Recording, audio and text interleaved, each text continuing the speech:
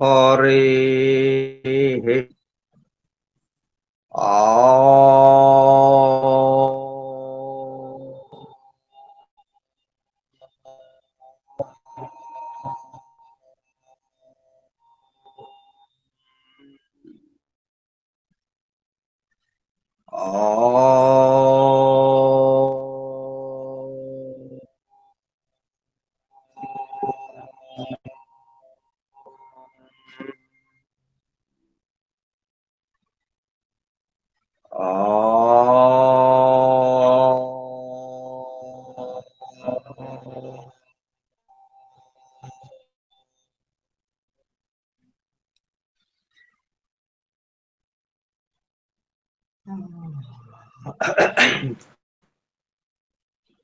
गुरुर्ब्रह्मा गुरुर्विष्णु गुरुर्देवो महेश्वरः गुरुः साक्षात् परं ब्रह्म तस्मै श्री गुरवे नमः।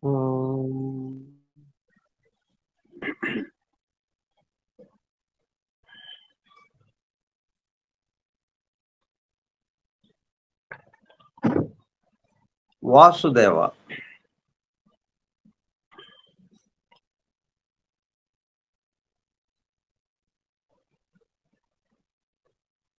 డాక్టర్ విలియం జి బెన్హమ్ ఆంగ్ల గ్రంథము the laws of scientific hand reading ఆధారముగా 1894 సంవత్సరంలో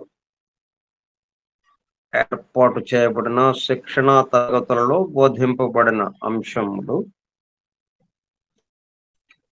హస్త సాముద్రిక తత్వశాస్త్ర స్వయంబోధిని గ్రంథముగా ప్రచురింపబడగా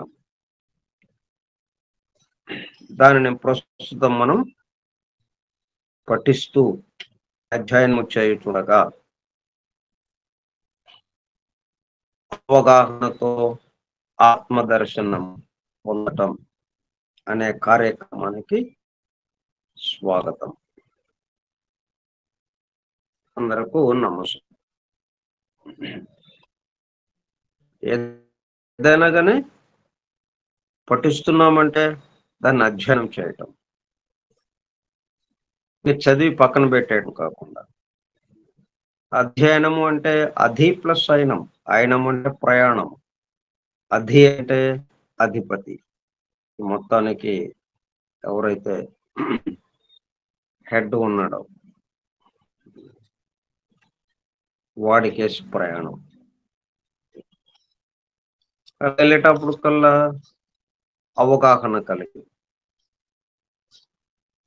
అంటే మర్చిపోయింది గుర్తుకు రావటం అన్నది జరిగి ఆత్మదర్శనం పొందటం జరుగుతుంది. అది దేని ద్వారానైనా మీరు పొందొచ్చు. ఇక్కడ చిత్రమైన విషయం ఏంటంటే గుర్తు చేసుకోవటమే కదా, కొత్తగా పొందేదేం లేదు. ఉన్నది మర్చిపోయాం, గుర్తు చేసుకోవడం. ఇప్పుడు ఏది పట్టుకున్నా, చిన్న గుడ్డ పీలికి పట్టుకున్నా గానీ గుర్తొచ్చేస్తుంది మనకి.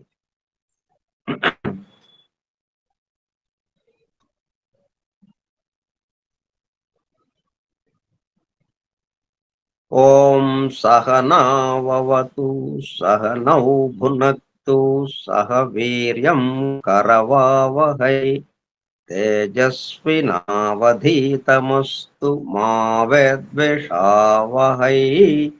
ఓం శాంతి శాంతి శాంతి.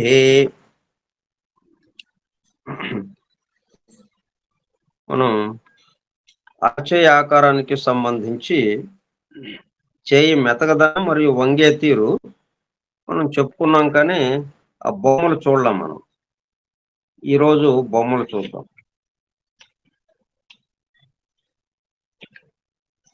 మనకి శ్రీనివాసమూర్తి సినిమా చూపిస్తారు. చేయి మెతకదనము మరియు వంగే తీరుకు సంబంధించి 4 రకాలైన హ్యాండ్స్ ని చూసాం. స్టిఫ్ హ్యాండ్ శ్రీనివాసమూర్తి గారు.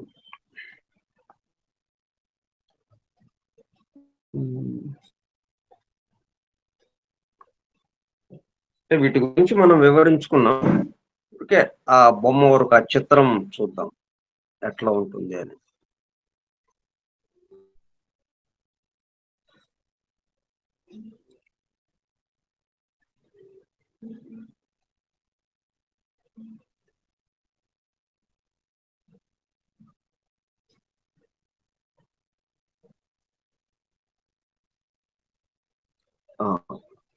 వెనక్కి రండి, వెనక్కి, ఇంకొంచెం వెనక్కి.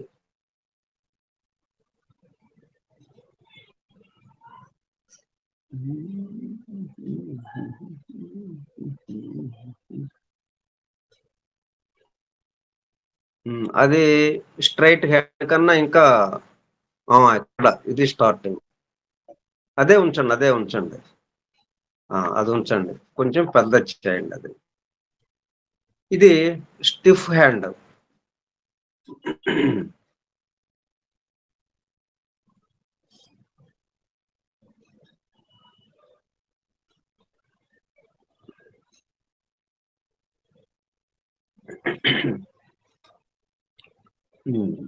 స్టిఫ్ హ్యాండ్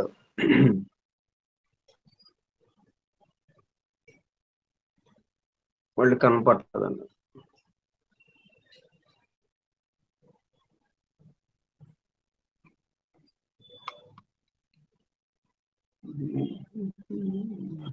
సార్ చూపిస్తాను సార్, మరో షేర్ చేస్తాను సార్. Share screen start.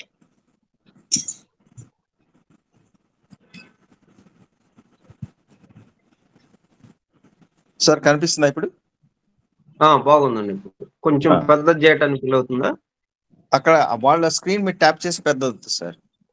ఓహో, అలాగా. ఎవరికి వాళ్ళు పెద్ద చేసుకోవచ్చు.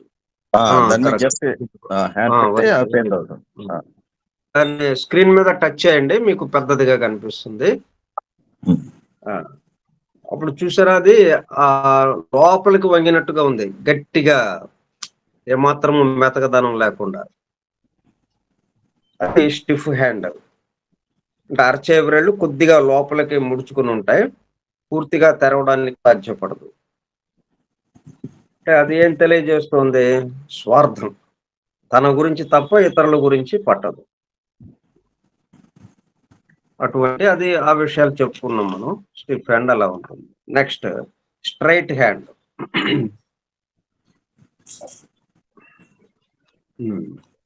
తిన్నగా ఉంటుంది.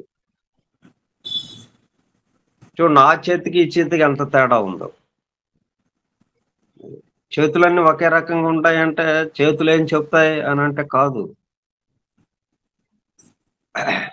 అదేమో ఎలాగో ఉంది స్టిఫ్ హ్యాండ్, స్ట్రైట్ హ్యాండ్ ఎలాగో ఉంది. ఇదేం చెప్తోంది? అరచేతిని మామూలుగా తెరచినప్పుడు ఏ ప్రయత్నం లేకుండా దానంతటదే నిలువుగా ఉంటుంది. ఏ విషయంలోనైనా, ఏ పరిస్థితుల్లోనైనా సమంగా ఉండడం వీరి ముఖ్య లక్షణం. అట్లా ఉంటుంది. Next flexible hand. అంటే ఊరికే బొమ్మలు చూడటం వరకు మనం చూస్తున్నాం. ఇది కాకుండా ఇంకొకటి, ఇదేలేండి ఫ్లెక్సిబుల్ హ్యాండ్. ఇది ఫ్లెక్సిబుల్ హ్యాండ్. అంటే స్ట్రైట్ గా ఉన్నది వెనక్కి వంగదు. అది ఒకటేమో ముందుకు వంగి ఉంది, అది అసలు స్ట్రైట్ గా రాదు. స్ట్రైట్ గా ఉన్నది ఇంకా వెనక్కి వంగదు. అది కానీ వెనక్కి వంగే వాళ్ళది ఉంటుంది కొంతమంది. Flexible hand. అరచేని నిలువుగా పెట్టి వ్రేళ్ల భాగం వెనక్కి వంచితే ఏమాత్రం బాధ లేకుండా బాగా వంగుతాయి. దీన్ని బట్టి ఏం తెలుస్తుంది? తన చుట్టూ ఉన్న పరిస్థితులకు అనుగుణంగా త్వరగా మారడం ఉంటుంది. వీళ్ళు అంత త్వరగా మారరు. ఈ స్టిఫ్ హ్యాండ్ వాళ్ళు అసలు మారరు. స్ట్రైట్ హ్యాండ్ వాళ్ళు చాలా కొద్దిగా మారటానికి ఉంటుంది, మారటం కూడా తక్కువగా ఉంటుంది. అది కానీ వీళ్ళకి వచ్చేటప్పుడు కల్లా వెంటనే ఆ పరిస్థితులకు అనుగుణంగా టక మారేస్తారు. తర్వాత ఎక్స్ట్రీమ్ ఫ్లెక్సిబిలిటీ. చూడండి, ఇంకా వంగింది. అది అంటే ఎంత దాకా వంగుతుందంటే ఆ ఎరచే వెనక భాగాన్ని పట్టుకుంటుంది అది. మనం యోగాసనాలు వేసేవాళ్ళు కొంతమంది ఉంటారు చూడండి. ఎట్లా పడితే అలాగా వంచేస్తుంటారు. ఎముకలు లేవా అన్నట్టుగా ఉంటుంది. రబ్బర్ లాగా ఉంటుంది వాళ్ళ శరీర భాగాలు.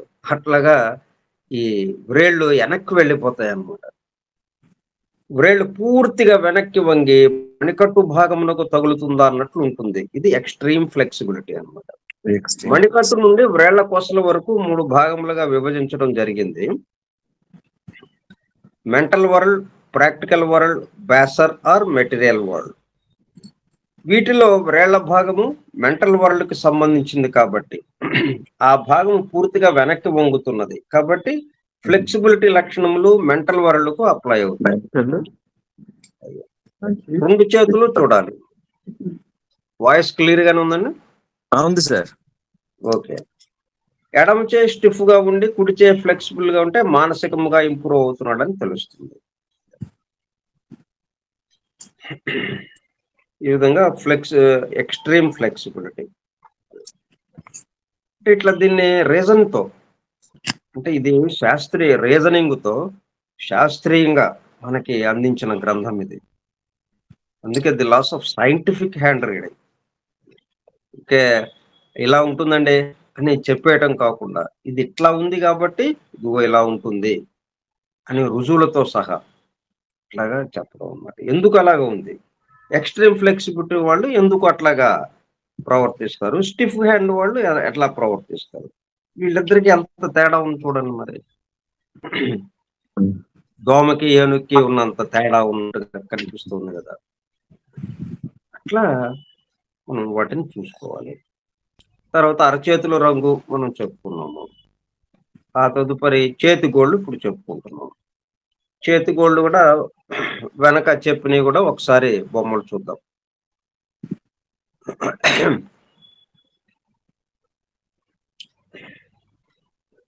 ముందుకెళ్ళండి. చేతి గోళ్ళు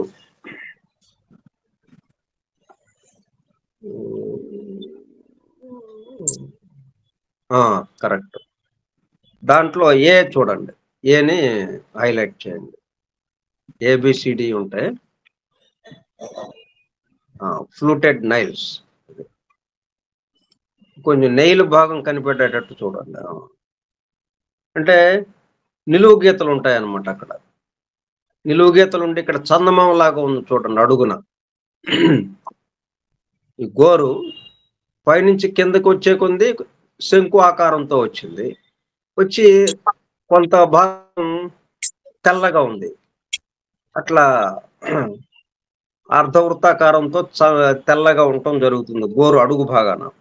అట్లా ఉంది అంటే అర్థం ఏంటి, హెల్త్ ఇక నెమ్మదిగా అనారోగ్యంలోకి మారుతోంది, ఆరోగ్య స్థితి నుంచి అనారోగ్య స్థితిలోకి మారుతోంది, జాగ్రత్తలు తీసుకోండి అని మనకి హెచ్చరిక అన్నమాట అది. తర్వాత నిలువు గీతలు మనకి బ్లడ్ సప్లై గురించిన విశేషం తెలియజేస్తుంటుంది. అంటే నర్వస్ కి డిజార్డర్ కూడా అది తెలియజేస్తుంది. పెరాలసిస్ రావడానికి అవకాశం ఉంటుంది. అంటే పెరాలసిస్ ఇంకా 3-4 సంవత్సరాల తర్వాత వస్తుందనంగా ఈ నిలువు గీతలు ఇప్పటి నుంచే మనకి కనిపిస్తూ ఉంటాయి అన్నమాట. వాటిని చూడగానే దీనికి సంబంధించిన వైద్యం ఏదో ఒక రక వైద్య విధానాల్లో ఆ వైద్యం చేయించుకుంటే మనకి ఆ పెరాలసిస్ రాకుండా ఆగిపోవటానికి వీలవుతుంది. Next B, cross ridge nails.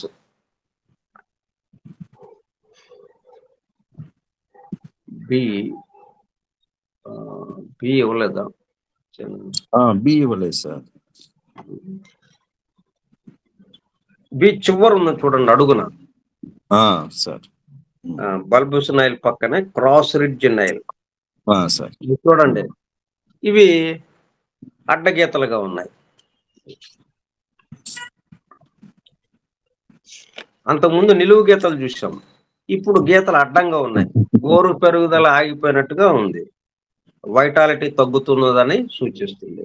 దానికి తోడు ఈ చందమామ కూడా ఇక్కడ ఉంది తెల్లగా గోరు అడుగు భాగం. కాబట్టి అది ఉంది అంటే అనారోగ్యంలోకి వెళ్తున్నాము అనే గుర్తది. అనారోగ్యం అంటే వైటాలిటీ తగ్గుతుంది. ప్రాణశక్తి తగ్గుతుంది. Next C.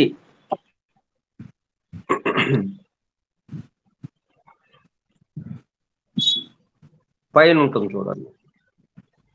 టాప్ లో left. C. Open and frank nail. చూడండి ఆ గోరు ఎంత తేడాగా వచ్చిందో. అంతకుముందు గోరు ఎలాగుంది? శంకు ఆకారంగా ఉంది. పైనేమో వెడల్పుగా, కింద వచ్చే కొంది చిన్నదిగా అవుతుంది. శంకు ఆకారానికి వచ్చింది అది. కానీ ఇక్కడ పైన ఎంత వెడల్పు ఉందో కింద కూడా దిగువన అంతే వెడల్పు ఉంది.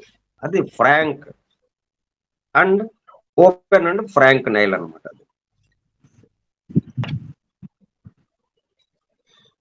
గోరు చివర వెడల్పుగా ఉండి వ్రేలు చుట్టూ వంపు తిరుగుతూ గోరు మొదల్లో కూడా వెడల్పు ఉంది. పింక్ కలర్ తో మృదువుగా ఉంటే కపటముని నిర్మల హృదయము సహజంగా ఉంటుంది.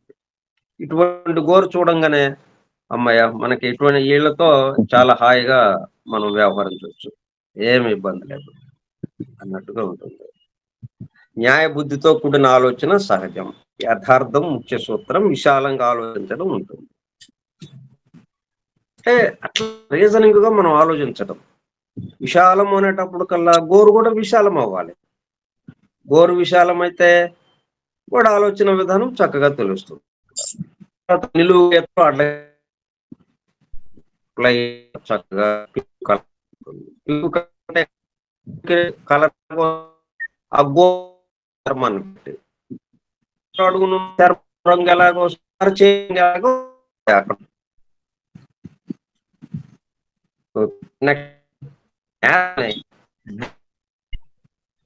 వాయిస్ క్లియర్ గా లేదండి. మంచిగా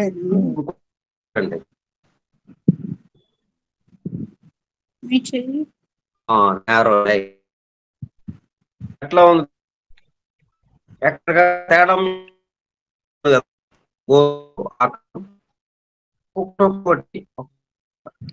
వాయిస్ బ్రేక్ అవుతుంది సార్.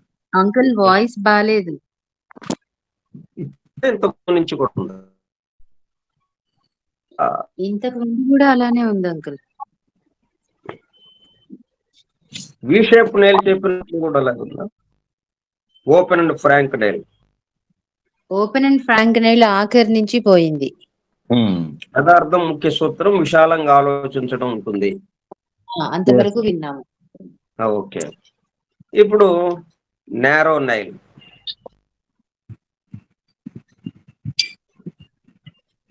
బలహీనంగా ఉండి ఇప్పుడు బాగానే ఉందా వాయిస్? బాగుంది సార్. కండ బలం గల శరీరం ఉండదు. నర్వస్ ఎనర్జీతో పనులు చేస్తుంటాడు. ఆరోగ్యం డెలికేట్ గా ఉంటుంది. ఇట్లా ఉండేటప్పుడు కల్లా చందమామ చేస్తుంది చూడండి అలాగా. సరే.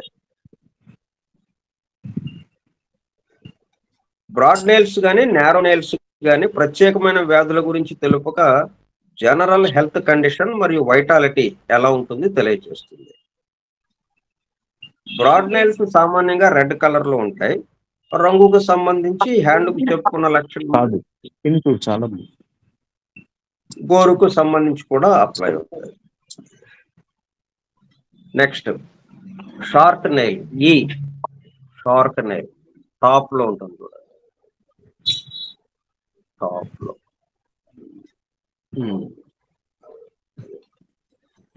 అంటే పైనే ఉన్నట్టుగా ఉంటుంది ఆ గోరు, చాలా చిన్నదిగా. అలా ఉన్నప్పుడు అంటే షార్ట్ అనేటప్పుడు కల్లా వాడి ఆలోచన కూడా షార్ట్ గా, అంటే ఫాల్ట్ ఫైండర్. ఎదుటి వారిలో తప్పులు పడుతూ ఉంటారు.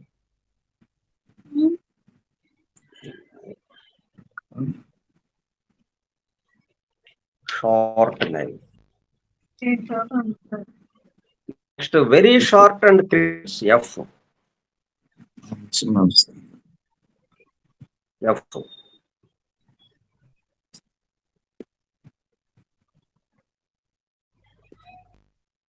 సెకండ్ లైన్ లో రెండోది. సెకండ్ వరుసలో Yes. Very short and critical Nile.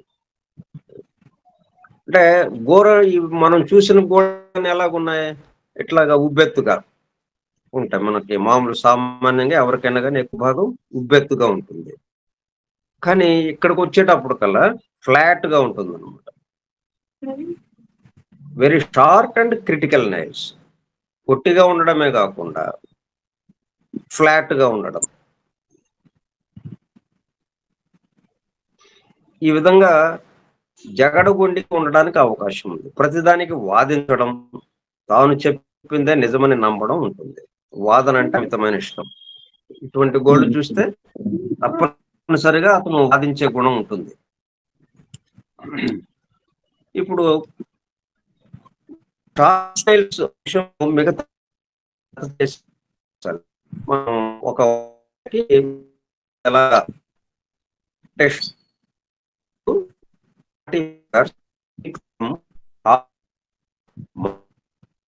Voice break అవుతుంది sir.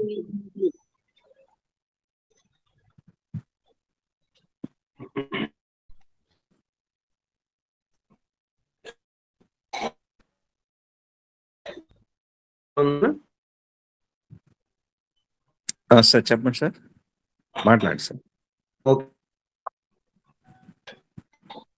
Short breaking sir, voice breaking.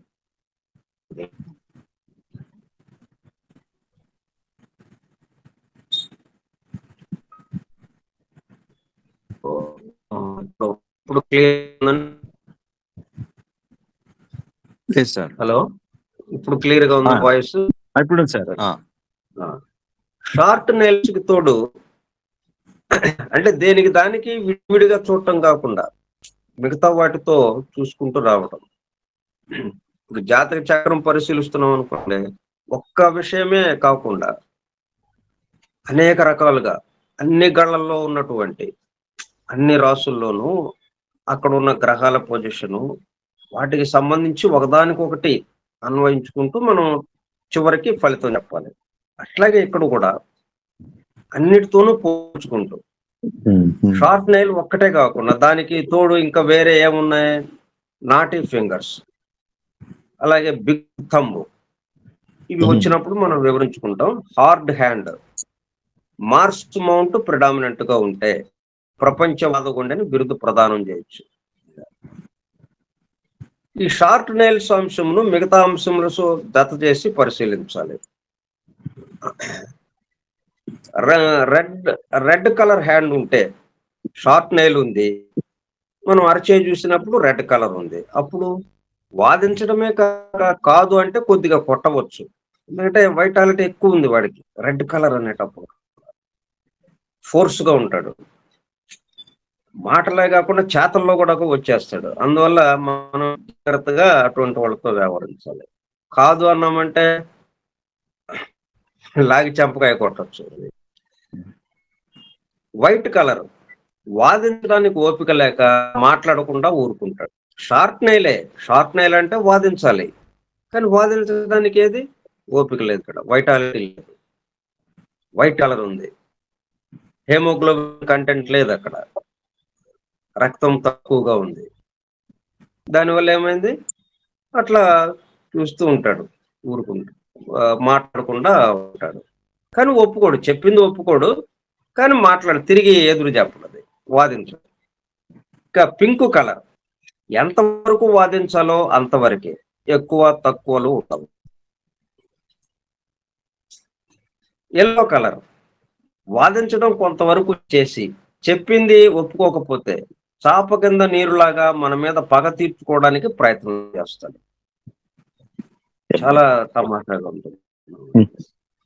అరే ఏదో మాట్లాడుకున్నాం, ఒకటి సందర్భంలో అతను చెప్పింది ఏదో కాదన్నావు, నువ్వు తప్పు చెప్తున్నావు అనుకో, ఇంకా అది గుర్తుపెట్టుకుంటాడు వాడు.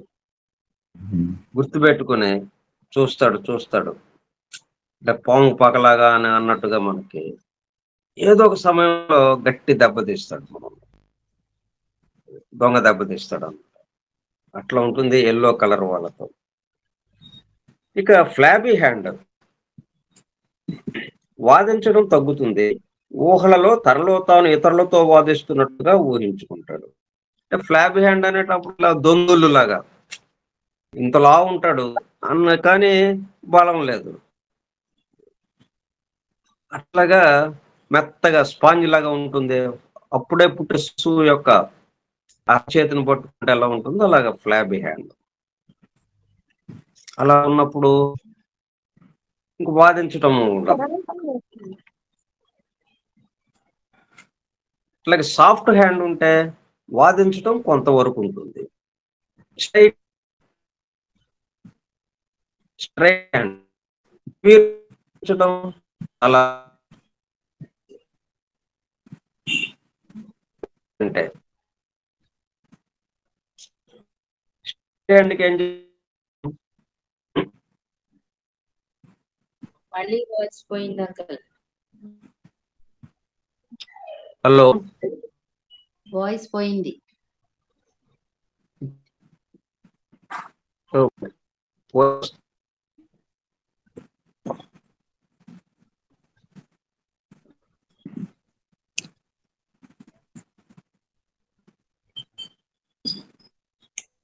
ఉంటాడు, వాయిస్ బాగాలేదు, వాయిస్ బ్రేక్ బ్రేక్ గా ఉంది.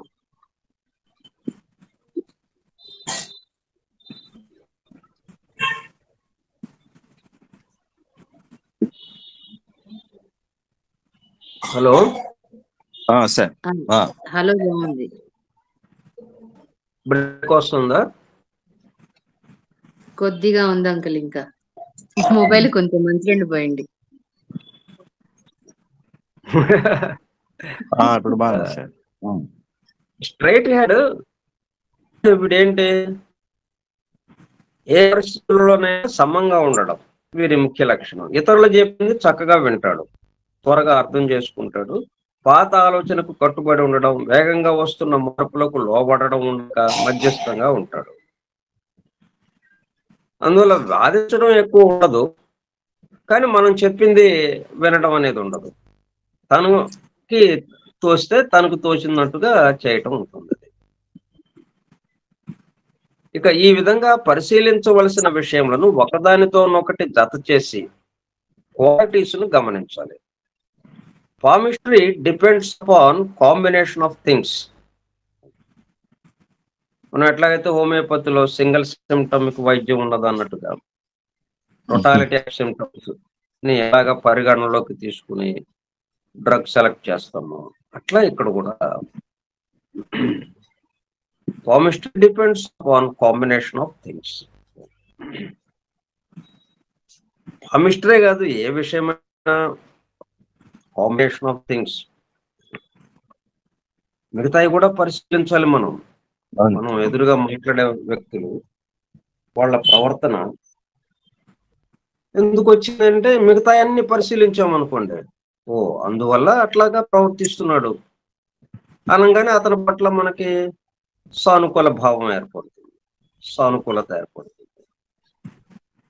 లేకపోతే ఆ ఒక్క విషయమే, ఇప్పుడు ఏదైతే సందర్భం ఉందో అక్కడ ఏదో మాట అన్నాడు, కాబట్టి ఆ మాట అన్న దాన్ని బట్టి అతని పట్ల ఒక వ్యతిరేకమైన అభిప్రాయం ఏర్పాటు చేసుకుంటాం. దాన్ని ఒక్కదాన్నే పరిగణించటం వల్ల దాంతో పాటు మిగతా విషయాలు కూడా పరిగణిస్తే ఆటోమేటిక్ గా పాజిటివ్ వచ్చేస్తుంది, సానుకూల దృక్పథం వచ్చేస్తుంది అతని పట్ల. ఎక్కడైనా ఇదే సూత్రం, combination of depends upon combination of things. Short nail అన్ని వ్రేళ్లకు ఉన్నాయా లేక ఏదో ఒకటి లేక రెండు వ్రేళ్లకు ఉన్నాయా చూడాలి. ఒక్కోసారి గోళ్ళు మామూలుగా సమానంగా ఉంటాయి అన్ని వ్రేళ్లకి, కానీ ఒక్కొక్కసారి అట్లా కాకుండా ఒక వేలికి ఉండి ఒక వేలికి ఉండకపోవచ్చు. అప్పుడు అట్లాగా ఏ వ్రేలికి ఏ రకం గోరు ఉంటే ఆ వ్రేలి మౌంటు లక్షణంలో గోరు రకం ద్వారా మనకు తెలియబడతాయి. కింద గ్రహ శిఖర స్థానాలు వచ్చినప్పుడు మనం చెప్పుకుంటాం లక్షణాలు, అవి ఆ ఊరిని బట్టి మారుతూ ఉంటాయి ఆ లక్షణాలు. ఎందుకంటే ఆ లక్షణాలు ఆ ఊరు ద్వారా బయటికి వ్యక్తమవుతూ ఉంటాయి అన్నట్టు. షార్ట్ నెయిల్స్ కుటుంబంలో అందరికీ ఉంటే గుండె జబ్బులు వచ్చే అవకాశం ఉంది. హార్ట్ యొక్క బలహీనతను తెలియజేస్తుంది. ఇచ్చట ఒక విషయమును మనము గమనించవచ్చు. గోళ్లలో రకములు అవి తెలిపే విషయముల గురించి చెప్పుకుంటున్నాము.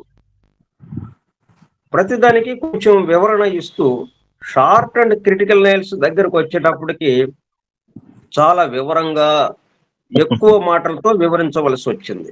ఇందులో సారూప్యతను గమనించండి. ఎక్కడికక్కడ అలాగా ఉంటుంది. మిగతా మనం ఇంకా 2-3 రకాలైన నైల్స్ ఉన్నాయి. వాటిని గురించి రేపు చెప్పుకుందాం.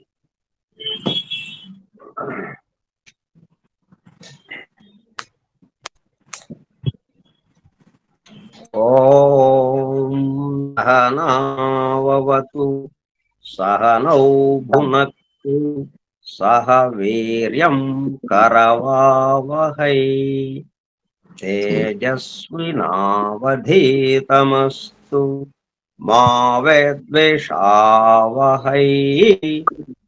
ఓం శాంతి శాంతి శాంతి. స్వస్తి ప్రజాభ్యః పరిపాలయంతాం న్యాయేన మార్గేణ మహీం మహిషాః. గోబ్రాహ్మణేభ్యః శుభమస్తు నిత్యం. లోకాః సమస్తాః సుఖినో భవంతు. లోకాః సమస్తాః సుఖినో భవంతు. లోకాః సమస్తాః సుఖినో భవంతు. ఓం శాంతి శాంతి శాంతి. వాసుదేవ.